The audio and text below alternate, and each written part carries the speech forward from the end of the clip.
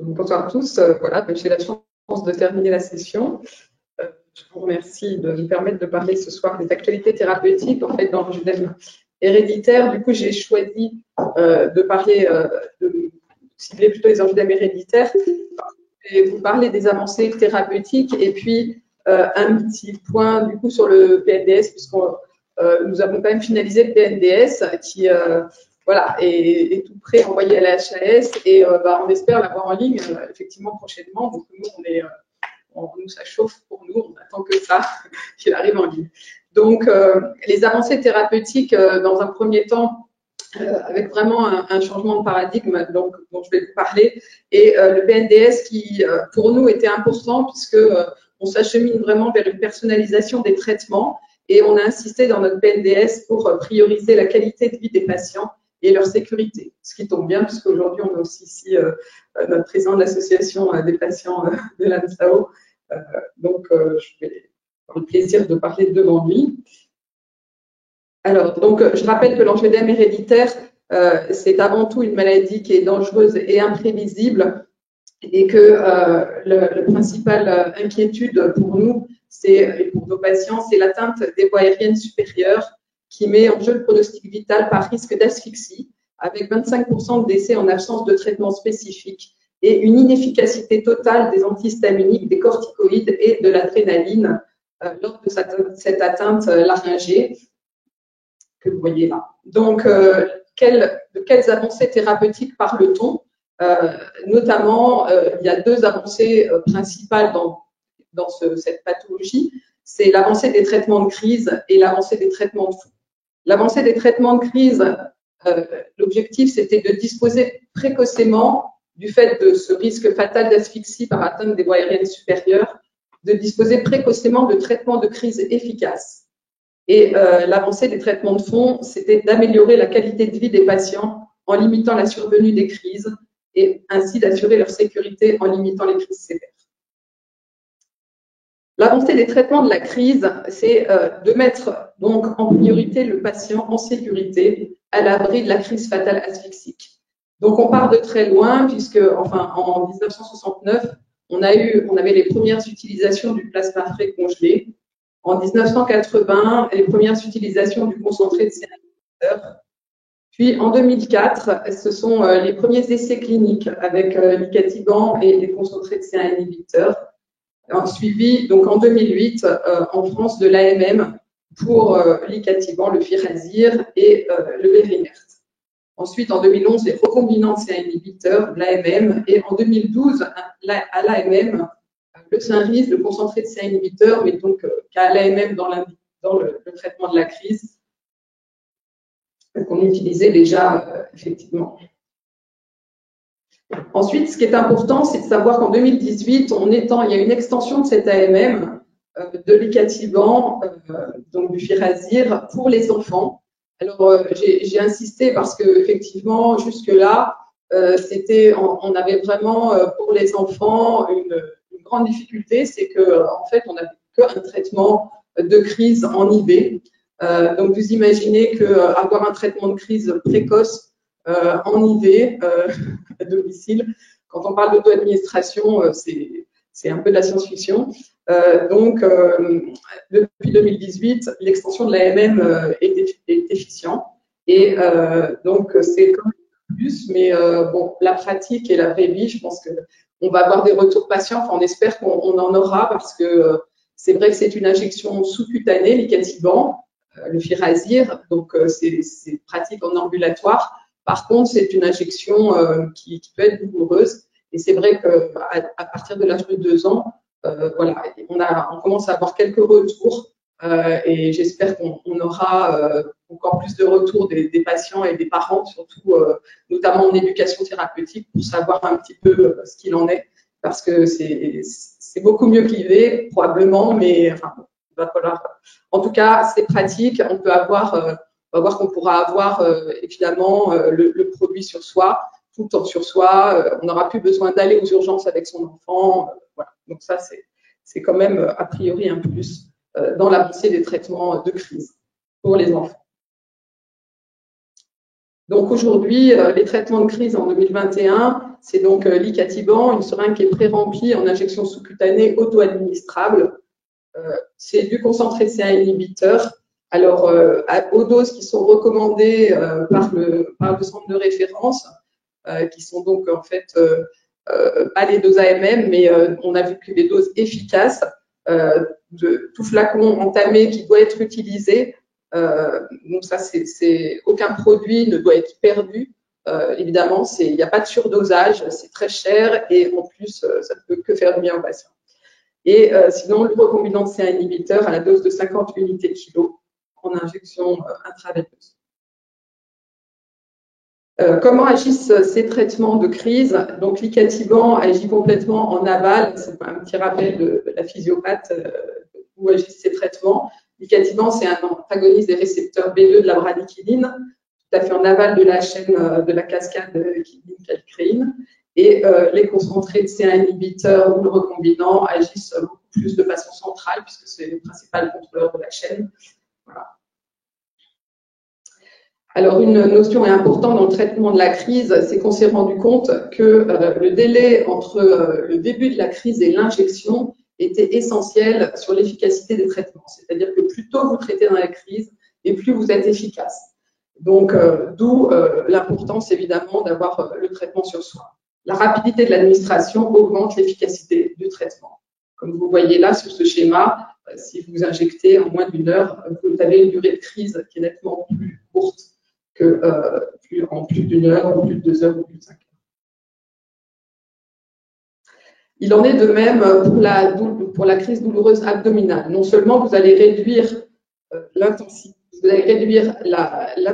de la crise, pardon, j'ai été trop vite. Vous allez réduire l'intensité de la crise, mais vous allez aussi réduire la durée de la crise. Comme vous voyez sur cette courbe, j'essaie de suivre là, voilà. Là, vous avez l'évolution naturelle d'une crise. Et si vous traitez tôt dans la crise, vous allez non seulement diminuer la douleur et vous allez diminuer la durée. Donc, le traitement de crise, c'est l'objectif avant tout d'assurer la sécurité des patients.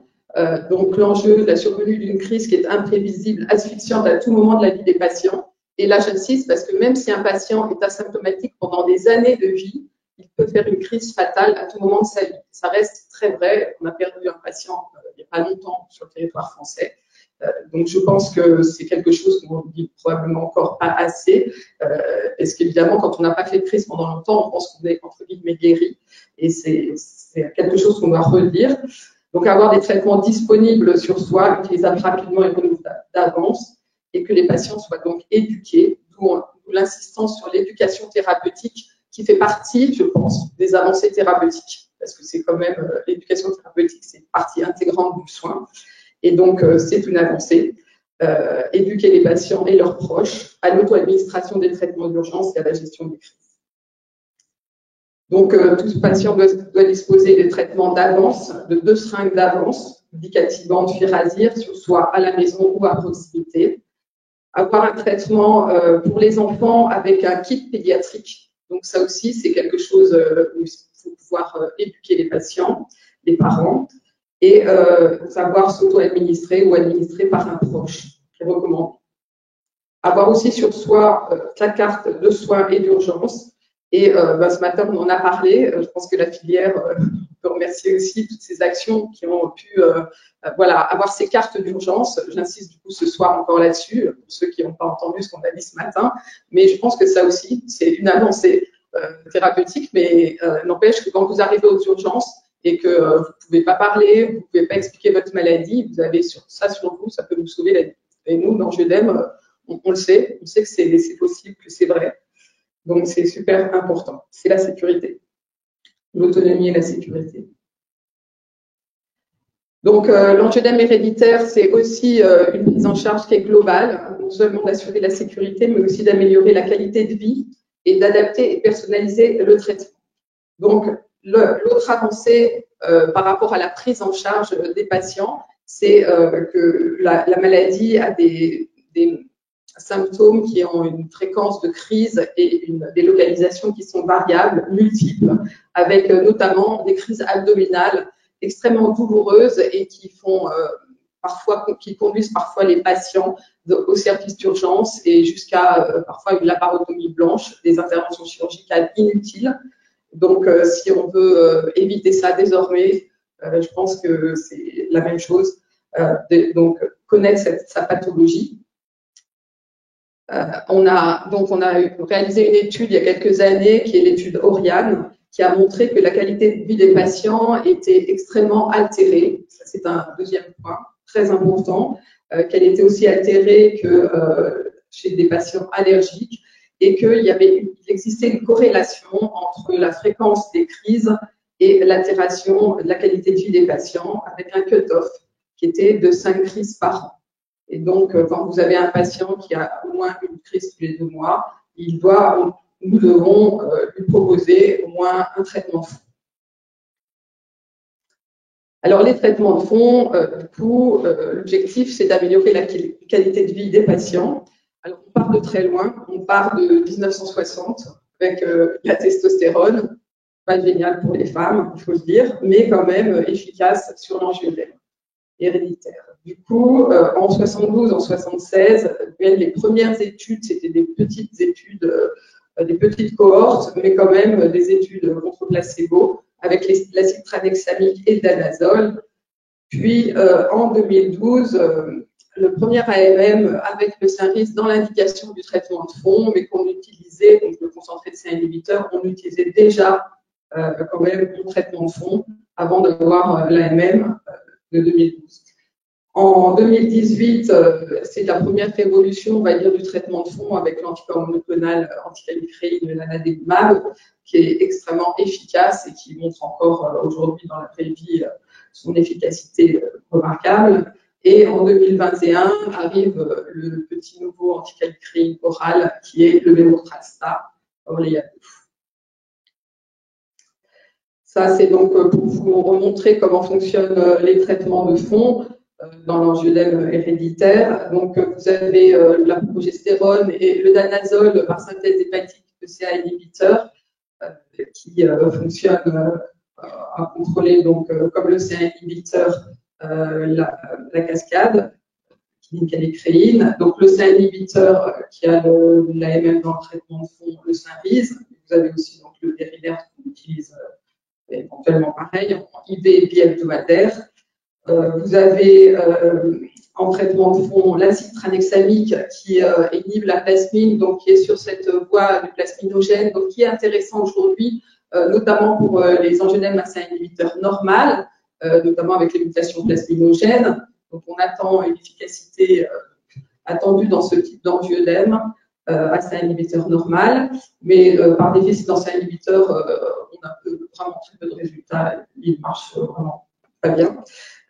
Et ensuite, les nouveaux, donc les nouveaux, c'est les anticalicréines, le lanadelumab, donc, qui est en sous-cutané, et le berotralstat, qui est un traitement oral. Donc, le lanadelumab, pardon, donc, le Taxébo, c'est un anticorps recombinant entièrement humain. C'est un inhibiteur spécifique de la calicréine. Donc, il a eu son ATU de cohorte en septembre 2018 et puis l'AMM en novembre, assez rapidement derrière, avec des possibilités d'avoir des études en vraie vie, post-ATU et une étude Serenity, donc en mars et en décembre 2019. Alors là, c'est intéressant de voir qu'on a une très belle corrélation clinico-biologique avec, vous voyez, une augmentation de la concentration du lanadelumab, et au fur et à mesure de l'augmentation de cette concentration, vous voyez conjointement une baisse, une diminution de la couture du kininogène de haut poids moléculaire et parallèlement une chute de la fréquence des crises d'angioédème. Ensuite, vous voyez que sur le plan clinique, non seulement vous avez une chute de la fréquence des crises d'angioédème, mais qui se maintient de fait dans le temps, ici jusqu'à la semaine 26. On a eu très rapidement des données de l'ATU en France, puisque On a pu, sur tout le territoire, et là, grâce, il faut le dire, hein, on en a parlé ce matin, mais on a la chance d'avoir nos centres de référence avec tout ce réseau, donc où on a pu récupérer toutes ces données très rapidement, et on voit dans les données de l'ATU en France une chute donc considérable et très rapide de la fréquence des crises d'angioëdème sous l'anadelumab, avec des patients qui sont attack-free, donc dépourvus de toute récidive de crise d'angioëdème sous l'anadelumab. On voit aussi une amélioration considérable de la qualité de vie sous l'anadelumab, qui conforte tout à fait l'efficacité et du coup l'amélioration de la qualité de vie des patients. Sur le plan de la tolérance, on remarque que le traitement est tout à fait rassurant, on va dire, avec des effets indésirables qui sont liés effectivement à l'injection, ou des effets type fatigue ou maux de tête qui sont comparables aux effets à ce qu'on trouve sous placebo. Ensuite, on a aussi donc l'étude Serenity qui nous donne donc ensuite, suite à la post-ATU, qui recueille des données en vraie vie. Donc tous les sites participent, et ça aussi, on remercie tous les sites qui recueillent comme ça ces données, donc qui nous permettent d'avoir un vrai retour de ce que vivent les patients. Voilà. Et nos ARC qui travaillent, d'ailleurs nos ARC du centre de référence qui travaillent pour recueillir ces données. Et aussi le laboratoire, effectivement, Takeda, qui nous permet cette étude. Le berotralstat, donc l'Orléado, c'est donc le petit nouveau anticalicréine oral qui se prend à la dose de 1 comprimé par jour, qui a eu son AMM aux États-Unis en décembre 2020, avec l'ATU de cohorte en mars 2021, et puis qui va bientôt avoir l'AMM, incessamment sous peu d'ailleurs. Donc, le berotralstat a eu son AMM suite à des études qui ont montré son efficacité. C'est des études internationales auxquelles on a participé, auxquelles des sites constitutifs du CREAC ont participé. Donc, c'est aussi toujours un peu la force d'avoir des centres de référence. Hein. Faut quand même le soulever, je pense qu'il faut quand même le dire. On peut être content de participer à ces études-là. Et puis, là, on pourrait dire que sur ces études, on peut constater l'efficacité du berotralstat à peu près comparable à celle du C1 inhibiteur du Cinryze. Donc, un peu moins efficace quand même que l'anadelumab, c'est clair. Mais il a l'avantage d'être un traitement oral. Donc, voilà les principaux résultats d'efficacité. On voit quand même qu'il y a bien une chute du nombre de fréquences des crises, voilà, contre placebo. Et là, on voit aussi la réduction des crises, et qui est effectivement comparable à celle du Cinryze. La tolérance est elle aussi rassurante, et là, on peut dire que c'est comparable à la tolérance sous placebo. On n'est pas du tout. Les traitements de fond, donc les traitements de fond, on peut dire que dans les avancées thérapeutiques, on revient de loin, parce que on a eu beaucoup de turbulences, hein, on a eu beaucoup de changements de paradigme depuis 2017, qui ont fait que on a, pour avoir des patients qui avaient une qualité de vie franchement qui était altérée, et qui en 2017 déjà ont dû faire face avec nous à des tensions d'approvisionnement des produits dérivés du sang. Je sais qu'on n'a pas été les seuls dans l'angioëdème héréditaire, il y en a eu d'autres, mais nous, les patients, on a fait face à ça. En 2018, on a littéralement eu des pénuries de produits dérivés du sang, mais ce qui nous a permis, alors déjà, on a été un peu sauvé des eaux par le laboratoire Pharming avec le recombinant de ces inhibiteurs. Ça, c'est une alternative aux dérivés du sang. Et puis ensuite, on a pu du coup avoir notre ATU plutôt que tout le monde pour le lanadelumab, pour les anticorps monoclonales, ce qui fait que ça nous a permis quand même à ce moment-là, voilà, d'avoir, et grâce au fait que le lanadelumab l'anticallicréine était là. Et en 2019, on a l'alerte en fait sur le risque de méningiome associé au lutéran, ce qui fait que certains traitements dont on disposait quand même pour des patients, peu d'ailleurs, qui les amélioraient, puisque je rappelle que les angioedèmes héréditaires pour certaines femmes sont œstrogénosensibles, voire œstrogénodépendantes, et sont très améliorées par les macroprogestatifs. Donc voilà, c'est en particulier l'alerte est pour les femmes qui sont sous macroprogestatifs sous lutéran à dose pendant une période prolongée et à partir de 35 ans, donc avec des risques de méningiome. Donc voilà, ça nous a quand même ça perturbé dans les traitements de fond. Et en 2020, on apprend de nouveau des tensions d'approvisionnement sur le danazol, sur l'acide tranexamique. Voilà. Donc, on se retrouvait, si on n'avait pas eu les anticallicréines qui arrivaient, dans des grandes difficultés. Donc, changement de paradigme. Hop, quel traitement de fond proposer aujourd'hui? Ben voilà, aujourd'hui, on peut quand même proposer à nos patients un traitement personnalisé, un traitement auquel le patient peut adhérer et sans hiérarchiser forcément les traitements. Et du coup, au milieu de tout ça, on publie notre PNDS. Donc, on a dû réfléchir là-dessus et prendre en compte toutes ces avancées thérapeutiques et ces difficultés thérapeutiques. Le choix du traitement de fond, du coup, il est établi aujourd'hui en fonction du profil du patient, dans son âge, son genre, son déficit ou pas en C inhibiteur, comme vous l'avez vu, ça va nous orienter sur le choix du traitement, des comorbidités cardiovasculaires, des thromboses, de la voie d'administration, injectable ou péros, et il va surtout se faire, on en a parlé ce matin, en concertation. On a la chance en France de pouvoir faire ça avec le patient et avec le médecin référent du CRAC. Donc, dans le PNDS, on a pris en compte cette altération de la qualité de vie pour l'objectif du traitement de fond, de limiter la survenue des crises et d'améliorer la qualité de vie du patient. Un traitement de fond doit être proposé à tout patient qui présente au moins une crise par mois ou 5 crises sévères par an ou des crises ayant un retentissement important sur sa qualité de vie.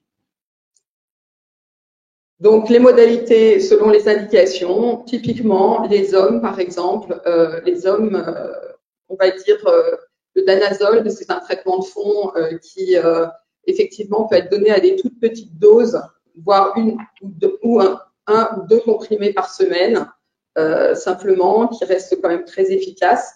Alors, certes, il a je ne vous ai pas refait un récapitulatif des effets indésirable du danazol, mais il peut être à très petite dose très efficace. Donc, à penser. Et typiquement, quand vous êtes un homme, s'il est très bien toléré et que vous êtes jeune, pourquoi pas. Une femme, par contre, évidemment, elle peut être œstrogénosensible et les microprogestatifs peuvent l'améliorer, voire des macroprogestatifs si elle est jeune et si et vous le mettez sur une courte période.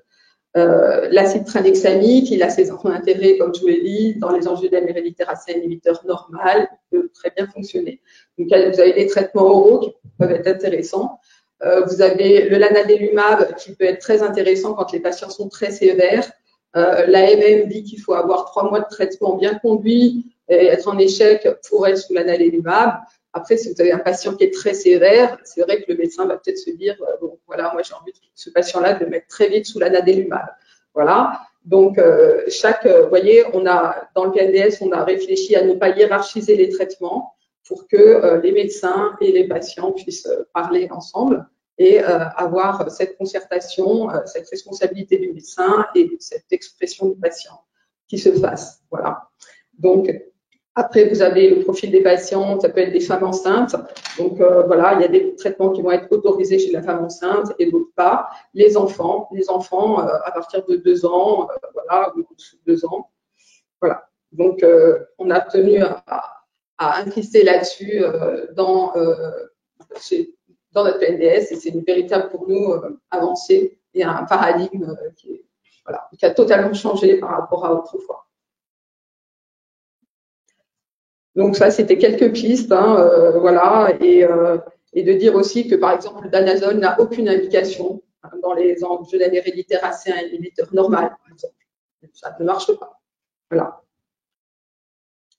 La prophylaxie à court terme, par contre, là, on n'a qu'un seul traitement. Et alors, je l'ai mis là parce que au final, c'est vrai que ça reste très important. On n'a pas assez de données aujourd'hui dans la vraie vie avec le lanadelumab, pardon, qui reste un traitement très efficace. Mais quand un patient va aller, par exemple, avoir une extraction dentaire ou un geste chirurgical, on ne peut pas du tout lui garantir qu'il ne fera pas de crise. On n'a pas de données là-dessus.